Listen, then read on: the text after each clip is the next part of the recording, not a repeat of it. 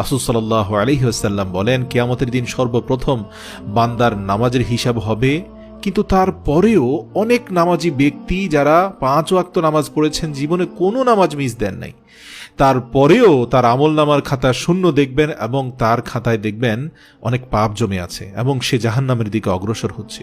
এর কারণ কি জানেন? তারা দুনিয়াতে গীবত করত। একবার বিশ্বনবী সাল্লাল্লাহু আলাইহি ওয়াসাল্লাম সাহাবীদের নিয়ে হেঁটে যাচ্ছেন, তখন তিনি দেখতে পেলেন 2টি কবরে দাউ দাউ করে আগুন জ্বলছে। তখন তিনি সাহাবীদেরকে বললেন, এই 2টি কবরে বড় কোনো অপরাধের জন্য আগুন জ্বলছে না, এই 2টি কবরে 2টি ছোট অপরাধের জন্য আগুন জ্বলছে। ছোট বলছি কারণ তোমরা এই অপরাধগুলোকে ছোট মনে করো। তখন সাহাবায়ে কেরামগণ বললেন, এর কারণ কি ইয়া রাসূলুল্লাহ? তখন রাসূল সাল্লাল্লাহু আলাইহি ওয়াসাল্লাম বললেন, একটি কবরে আগুন জ্বলছে কারণ সে তার জীবদ্দশায় পাক পবিত্র থাকতো না, ইস্তেঞ্জার পর পরিষ্কার পরিচ্ছন্নতা অবলম্বন করতো না, পানি খরচ করতো না বা টিস্যু ইউজ করতো না, অর্থাৎ ঢিলা কুলুপ নিত না। দ্বিতীয় কবরটিতে আগুন জ্বলছে কারণ সে চলতে ফিরতে মানুষের গীবত করত। গীবতের ব্যাপারে একটা কথা বলে রাখি, অমুসলিমদের গীবত করা যাবে? ইসলামী শরীয়ত বলছে তাও করা যাবে না। আপনি একজন অমুসলিমের সাথে সর্বোচ্চ ভালো ব্যবহার করার পরামর্শ আল্লাহর রাসূল দিচ্ছেন।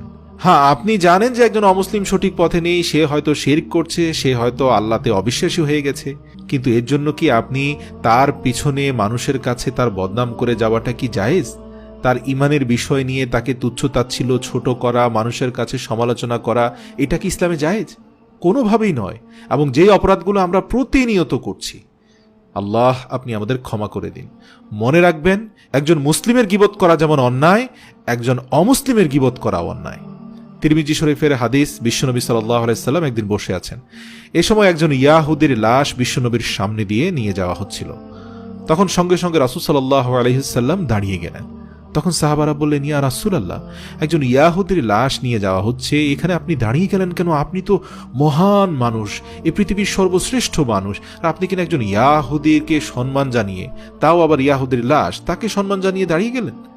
তখন রাসূল সাল্লাল্লাহু আলাইহি সাল্লাম বললেন, হতে পারে সে একজন ইয়াহুদী, কিন্তু সে তো মহান রব্বুল আলামিনের সৃষ্টি, ঠিক নয় কি?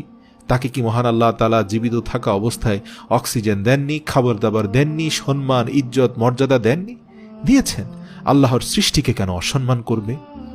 তাহলে আমরা কেন মানুষের গীবত করছি? প্রিয় ভাই, কোনো হিন্দু ভাইয়ের অবর্তমানে তার গীবত করবেন না, তার ধর্ম বিশ্বাস নিয়ে তুচ্ছ তাচ্ছিল্য করবেন না, অতিমাত্রায় সাম্প্রদায়িক হয়ে ধর্মবিদ্বেষী আচরণের জমজমাট গাল গল্পে মেতে উঠবেন না।